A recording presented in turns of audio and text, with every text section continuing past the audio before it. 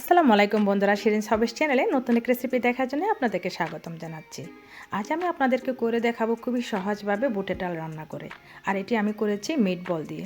অনেকে হয়তো মাংস দিয়ে খেয়েছেন, তবে মিট বল দিয়ে খেয়েছেন কিনা আমি জানি না। তবে আপনারা অবশ্যই একবার ট্রাই করে দেখবেন, খেতে কিন্তু অসাধারণ লাগে। মাংসর থেকেও কিন্তু কোনো অংশে কম না। আর আমি এটা করেছি সাধারণ বুটের ডাল এবং নর্মাল গরুর কিমা দিয়ে। আপনারা চাইলে লামের কিমা কিংবা মুরগির কিমা দিয়েও করতে পারেন। আর এই বুটের ডালটি আমি রান্না করেছি খুবই সহজ এবং সাধারণ মশলা, যেগুলো আমাদের সাধারণত মাংসতে ব্যবহার হয়, ওই সব মশলা দিয়ে করেছি। আমি কোনো এক্সট্রা কোনো বাড়তি মশলা ব্যবহার করিনি। এখানে আমি নিয়েছি জিরা গুঁড়ো, হলুদ গুঁড়ো, ধনে গুঁড়ো, লবণ এবং লাল মরিচ গুঁড়ো। এছাড়াও আমাদের লাগবে পেঁয়াজ কুচি, আদা রসুনের বাটা, এবং আমি অল্প একটু পেঁয়াজ কুচি নিয়েছি, যেটা আমি পরে বাগার দিব। এবং লাগবে আমাদের অল্প একটু ময়দা, আস্ত গরম মশলা লাগছে, আমাদের লাগছে অল্প তেল, কাঁচামরিচ। এছাড়া আমি নিয়েছি হাফ কেজি মতো বুটের ডাল, এবং আমি সারা রাত ভিজিয়ে রেখেছিলাম এবং ভালো মতো ধুয়ে নিয়েছি। 250 গ্রাম মতো কিমাটাকে আমি ভালো মতো ধুয়ে পানি ঝরিয়ে নিয়েছি। এবার প্রথমে আমি কিমাটাকে মিট বল বানানোর জন্য রেডি করে নেব। যেহেতু আমি কিমাটা এমনি ছেড়ে দিব না, আমি এটা মিট বল বানিয়ে দিব, যাতে দেখতেও সুন্দর লাগে, খেতেও টেস্ট হয়।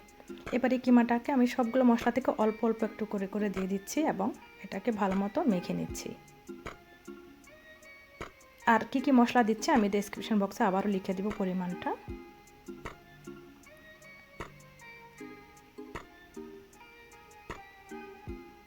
দিয়ে দিচ্ছি ময়দা 2 চা চামচ মতো। এটা বাইন্ডিংয়ের জন্যই দিচ্ছি, যেহেতু আমি কিমাটাকে আবার বল আকারে বানিয়ে ফ্রাই করব, যাতে ছুটে না যায়, তাই আমি দিয়েছিলাম। আমাদের 2 চা চামচ ময়দা দিয়ে কাবার হচ্ছিল না, তাই আমি আরও 2 চা চামচ দিয়েছি। টোটাল আমি 4 চা চামচ ব্যবহার করেছি ময়দা। এবার কিমাটাকে আমি ঢেকে রেখে দিব 4-5 মিনিট। অন্যদিকে আমি ডালটা সিদ্ধ করতে দিয়ে দিব। ডালটাকে আমি একটা পাত্রে দিয়ে দিলাম এবং সবগুলো মশলা, যা যা মশলা আমি নিয়েছিলাম সব মশলা আমি একত্রে ডালের সাথে দিয়ে দিচ্ছি। দিয়ে দিলাম হলুদ গুঁড়ো, মরিচ গুঁড়ো, ধনে গুঁড়ো এবং জিরা গুঁড়ো। দিয়ে দিচ্ছি লবণ পরিমাণ মতো এবং আদা রসুনের পেস্ট। অল্প একটু তেলও দিয়ে দিচ্ছি এবং আস্ত গরম মশলা, এখানে আমি দারচিনি, তেজপাতা এবং এলাচ নিয়েছি। এবার সবগুলো মশলা এবং ডালের সাথে আমি ভালো মতো মাখিয়ে নেব। আমি চুলাটা এখনও অন করিনি, আগে মশলাটা ভালো মতো মেখে আমি পরিমাণ মতো পানি দিয়ে চুলাটা অন করব। পানি আমি বেশি করে দিব, যেহেতু মাঝখানে আমি আর কোনো পানি অ্যাড করব না। আমি ততগুলো পানি দিব যতটুকু আমাদের ডালটা সেদ্ধ হতে প্রয়োজন।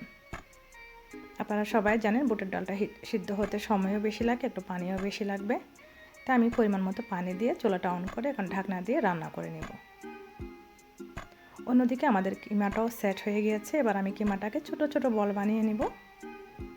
আপনারা চাইলে এটা সাইজটা বড় ছোট করতে পারেন। আমি একদম ছোট ছোট সাইজ করে বল আকারে বানিয়ে নিচ্ছি মিট বল।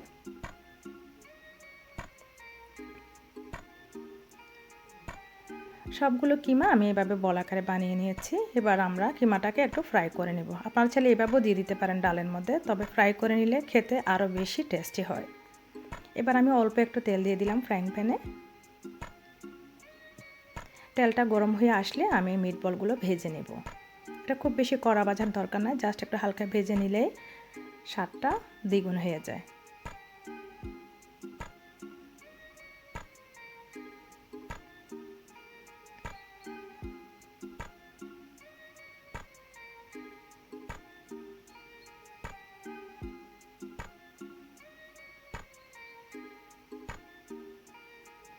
এইবার মিডিয়াম ফ্লেমে আমি উল্টে পাল্টে গোল্ডেন ব্রাউন করে মিট বলগুলো ভেজে নিচ্ছি।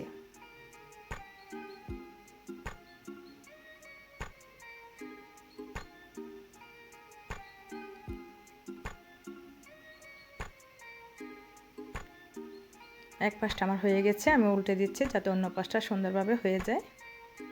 দেখুন, খুব বেশি কড়া ভাজার দরকার নাই, আমাদের মিট বলগুলো ভাজা রেডি।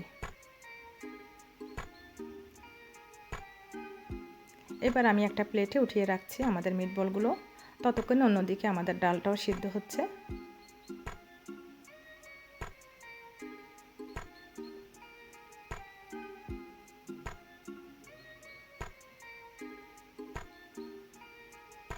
মিট বলগুলো ভাজতে ভাজতে আমাদের ডালটাও বলক চলে এসেছে। এবার আমি একটু নেড়ে চেড়ে আরও কিছুক্ষণ রান্না করব, যতক্ষণ না আমাদের পানিটা টেনে আসে এবং ডালটা সিদ্ধ হয়ে যায়।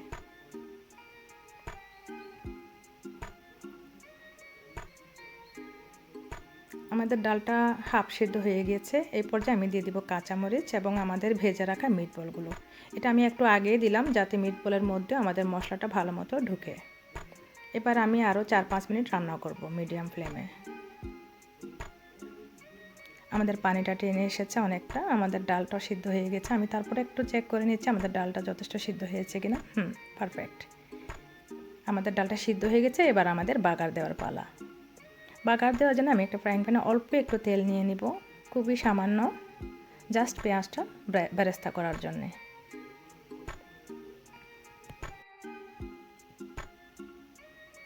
তেলটা গরম হয়ে আসলে আমি দিয়ে দিব কুচি করে রাখা পেঁয়াজ। এবার পেঁয়াজটাকে আমি একটু গোল্ডেন ব্রাউন করে ভেজে নিব। আমাদের পেঁয়াজটা গোল্ডেন ব্রাউন হয়ে গেছে। ব্যাস, আমাদের বেরেস্তাও রেডি। এবার সাথে সাথে গরম গরম বেরেস্তা সহ তেল আমি ঢেলে দিব আমাদের রান্না করে রাখা ডালের মধ্যে। ব্যাস, আমাদের রান্নাটা কিন্তু ডান। এখন সার্ভ করে খাওয়ার পালা। আমি জানি না কার কীরকম ডাল পছন্দ, আমাদের তো এরকম ডাল অনেক পছন্দ। আমরা রুটি ভাত সব কিছু দিয়ে খেতে পারি, খেতে অসাধারণ লাগে। আর স্বাদটা একটু বাড়ানোর জন্যে আপনারা চাইলে ধনেপাতাও দিতে পারেন। আমি তো দিয়েছি কারণ আমার হাজব্যান্ডের অনেক পছন্দ ধনেপাতা, সব তরকারি দিয়ে দিতেই হয়। তো আমি সার্ভ করে দেখাচ্ছি বন্ধুরা। অনেক সহজ একটি রান্না হয়ে গেল, টেস্টি। আমরা তো রুটি দিয়ে খেয়েছি, আপনারা চাইলে যে কোনো কিছু দিয়ে খেতে পারেন। তো বন্ধুরা, আমার রান্নাটা যদি ভালো লেগে থাকে আমার চ্যানেলটি সাবস্ক্রাইব করে আমার চ্যানেলের পাশেই থাকবেন। তো দেখা হবে নতুন কোনো রেসিপি নিয়ে। ততক্ষণ পর্যন্ত সুস্থ থাকবেন, ভালো থাকবেন। আল্লাহ হাফেজ।